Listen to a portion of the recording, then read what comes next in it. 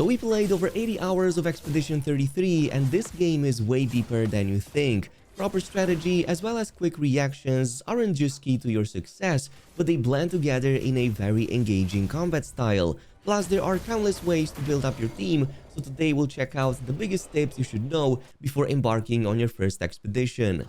Coming up to number 1, don't get fooled by the fact that this is a turn-based RPG, because there are many real-time mechanics at play over here. From perfect dodges, parries, jump attacks, all the way to activating extra effects from your own skills will heavily influence your success rate against the toughest challenges.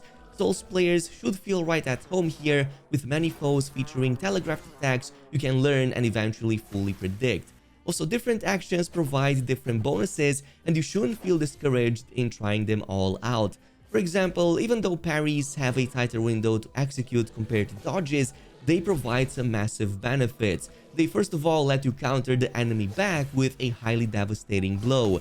They also heavily damage their stun bar, which means you can stun them way quicker, and even provide +1 AP when successful, AP being the main resource you consume when casting abilities. On top of the fact that this is one of the best ways to stay alive, since obviously if mobs can't touch you, they can't take you down. Which brings us to number 2, damage isn't everything, stunning can be equally just as good. You can stun targets by breaking them, which is done by filling the yellow bar, the one below their HP. In this case, if I were to let this enemy hit me and then do a perfect parry, as you can see, I deal some very strong damage, but I also fill that yellow bar almost all the way to the maximum. And this is one of the ways, but there are others, and you're going to see many abilities that feature can break with a yellow star next to them, which makes them excellent at stunning targets, such as Leon's Mayhem or the Floret Fury from Mel. But pretty much every character has at least a couple of these abilities you can eventually unlock. And in this case, you're going to gain some massive benefits from stunning the target, besides the fact that you're going to make them skip a turn and also make them gain extra damage from all sources. You can also gain extra benefits. For example, one is to remove any of their defenses, such as in the case of the mimes. So for example, this is a highly resilient boss, and as you can see, even my strongest attacks don't break 100 damage. However, that changes once I get it fully stunned. So in this case, I got it perfectly timed with Gustav's overcharge. So even though the boss is 3/4 HP up, I can just go ahead, use it, and as you can see, it's absolutely getting one-shotted. But other bosses can have different effects. For example, Virgins oftentimes eat your teammates, and the only way to get them back during that fight is to stun that boss. So in this case, that's how you progress, that's how you take them down. Going with these strategies will help a ton to take down the toughest challenges.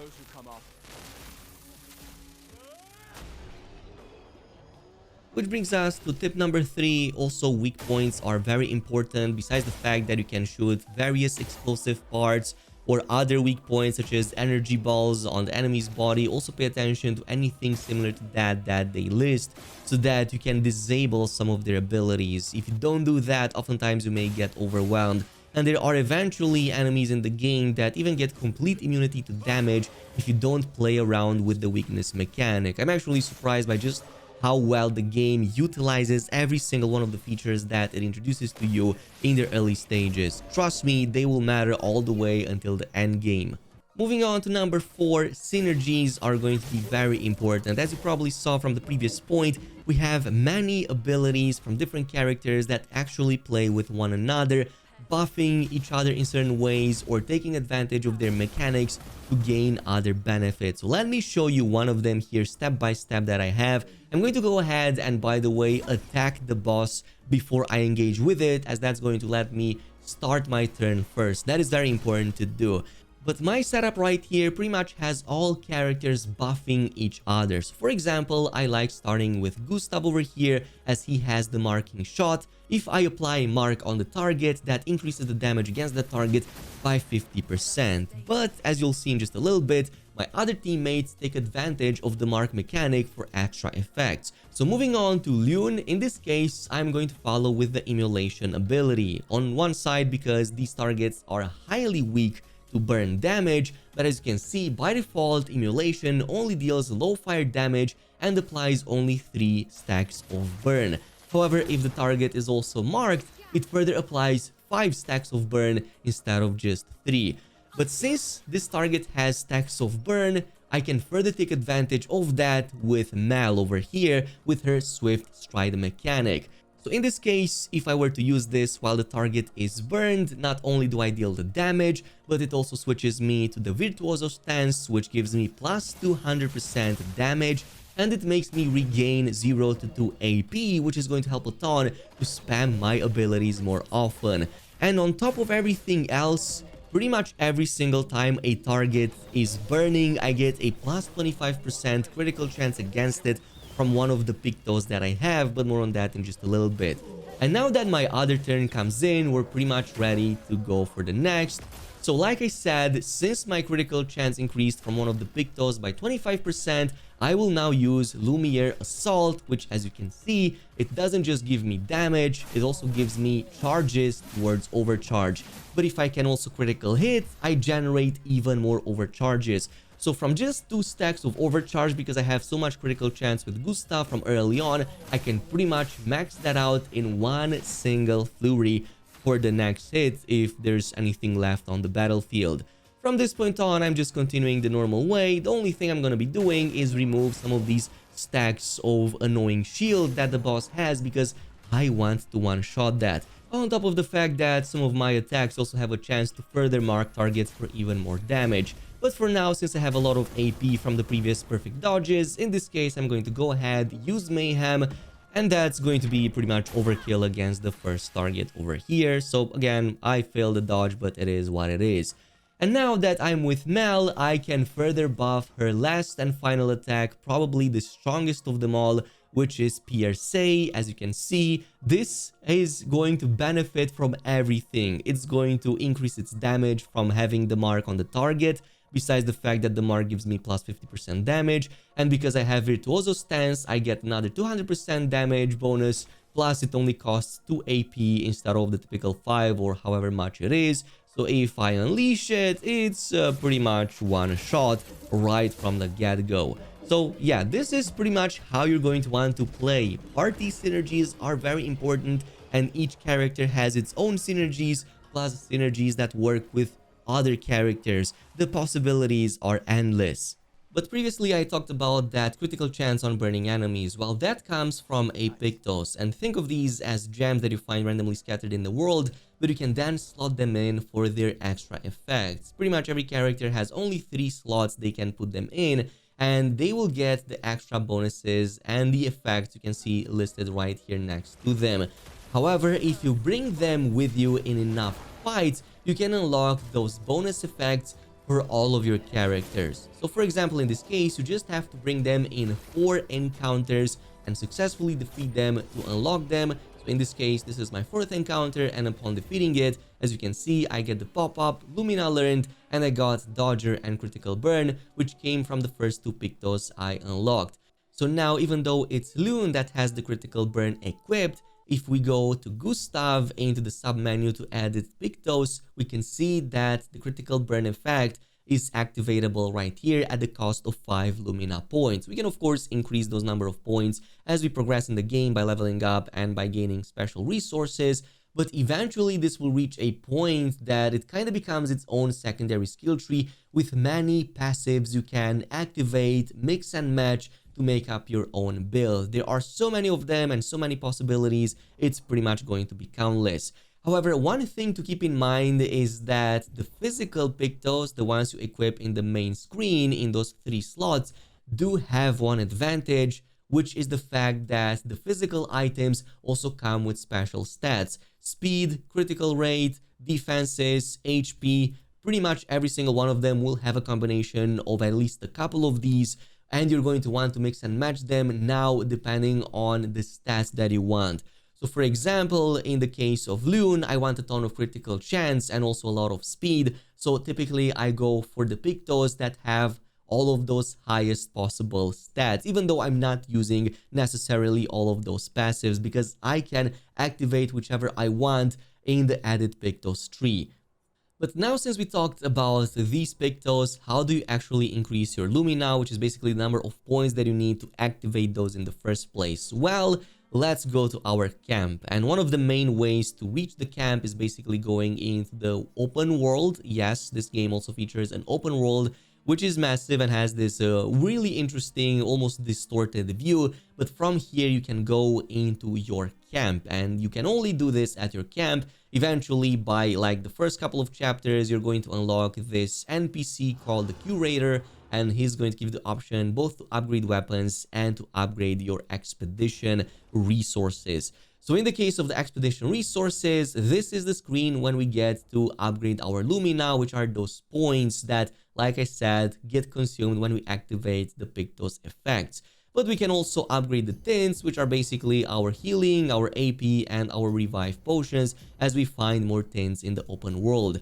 But specifically in the case of upgrading our Lumina, besides leveling up, which gives us 1 point each per level, we can also find what's essentially called Lumina points, or in this case, Color of Lumina. You can see them by their shiny glow. That is why I will say that exploration is very important in this game. You're going to constantly want to look out for these. Even buy them from merchants, as many of them will feature. So the more of these you have, the more Pictos you can activate, which means the quicker you will reach your desired build. But another thing you can do at your camp is to also upgrade your weapon. And to upgrade your weapon, you're going to need some special catalysts. However, before we cover catalysts and spending money to do that, you can actually evolve your weapons for free, but it's kind of like at random by defeating bosses. And especially so in the open world, you're going to find a lot of these boss encounters that straight up just level up your weapons. So for example, I have the Brulium level 3 over here for Mel, but after defeating this boss encounter, you can see that it jumped to 4. Others went even higher and even provided multiple levels for multiple weapons. So in a next encounter, I found both of the Lucerum as well as the Light Ream pretty much got from level 2 and 3 respectively all the way to 4. Others later down the line jumped to 6. So again, very early on, I was able to get level 6 by just defeating these very easily. And again, it was 2 weapons at the same time. And later in the game, you may even find a boss encounter that you forgot about. And all of a sudden, you will notice that a weapon from level 4 jumps all the way to 10 or even 11, which is going to be of tremendous help. Otherwise, your only other bet is to use catalysts and upgrade them at the Curator. In this case, catalysts kind of work like the smithing stones back in Elden Ring, as in they all have a maximum level. So early on, you're likely going to find ones that go up until level 3, which means you can only upgrade your weapons up until level 3 with them, others to level 9, 12, and so on and so forth. So that is why this may bring you to higher levels for the weapons quicker than if you were to find pure catalysts. Which brings us to the next tip, and that is the fact that exploration is highly rewarded in this game. There are many secret paths to follow, many encounters that give you bonus resources, and even cool outfits that you normally can't get otherwise. One of these that you should pay attention to are painted cages. You can see them by these swirly animations going on. And all you have to do is destroy 3 nearby orbs in its vicinity. Once you do so, they will typically provide a very valuable resource, many times that being chroma elixirs. You can think of these as healing potions that work without having to do any resting, so especially after fighting a ton of challenges and are about to fight a tough boss encounter ahead, you don't need to go to any flag, you can just go to your party screen, just consume that, and everybody in the party will get regenerated at full HP. And the same goes with other resources too. There are many places with healing tints, revive tints, and even AP tints that you can then use to upgrade those items so you can consume them in the middle of combat and gain those effects when needed. And finally, the only other tip that I have for you if you're starting out is to constantly look out for these Jastrals right here, aka vendors. You're going to find a ton of them and they typically provide very useful resources. I highly encourage you to always buy Color of Lumina whenever you find it. They only cost about 1,000 each, but like I said, it's very important to stack as many of those buffs as possible. You can also go for the catalysts if you want to upgrade your weapons as well. Recoats are also good for pretty much resetting your characters, so they don't come in too often, but they do cost quite a ton. However, one thing that these merchants also provide is an extra item. However, they only unlock it if you fight and successfully defeat them. So always fight these merchants. It's a one-on-one combat, but typically it's not too difficult if you know what you're doing.